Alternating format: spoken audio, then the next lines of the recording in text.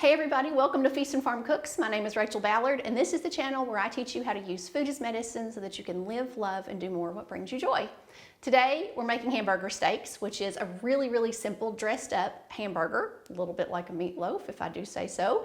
And then we'll make a simple onion gravy to go with it. You can have this on the table in under 30 minutes, and I love to serve this with some simple sauteed vegetables and my sour cream mashed potatoes, which I will leave you the link for right below this video. You will love this one, and it makes eating well really simple. Let's go make it. We're going to start with a pound of ground beef.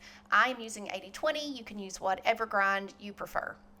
We're going to add in 1 beaten egg, so we'll give that a good mix up. We just want to add all of the ingredients at one time before we start mixing so that we don't make the ground beef really tough by overhandling it.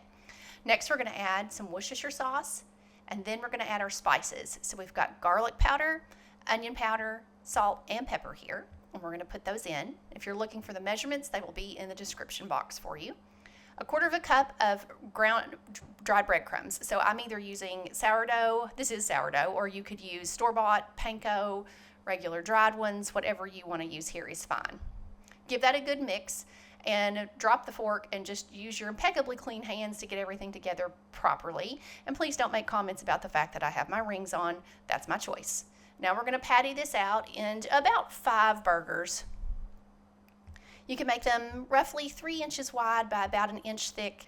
Squish everybody in there. It won't really matter if you got to pack them because they're going to shrink pretty fast anyway.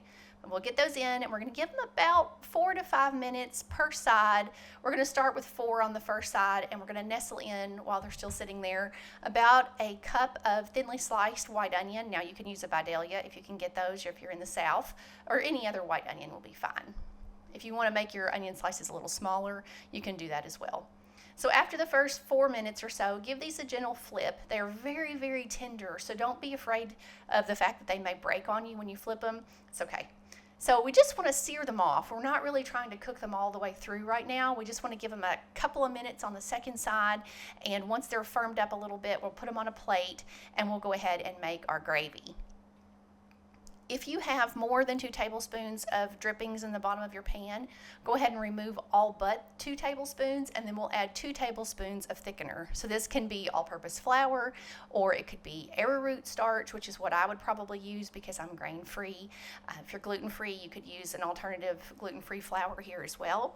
And we're going to whisk that around until we cook out all of the raw flour flavor. So that can take 30 seconds or so, and we'll just whisk it around with the onions and let it cook a second.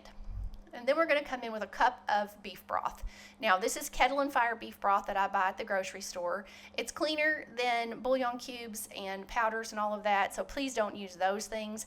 But I will say that kettle and fire's broth has no flavor at all. Homemade is my favorite if you've got it, and so you're going to see me put a fair amount of salt and pepper in this because otherwise it's not going to taste like anything. We're going to stir this in and give it just a few seconds to kind of thicken and mix in. Make sure you make a mess and throw half of it out of the skillet.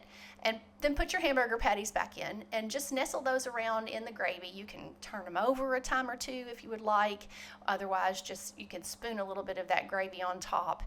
And we're going to let them cook all the way through on a very low, gentle simmer here. Maybe another 4 or 5 minutes until they're cooked all the way through, and then they're ready to eat.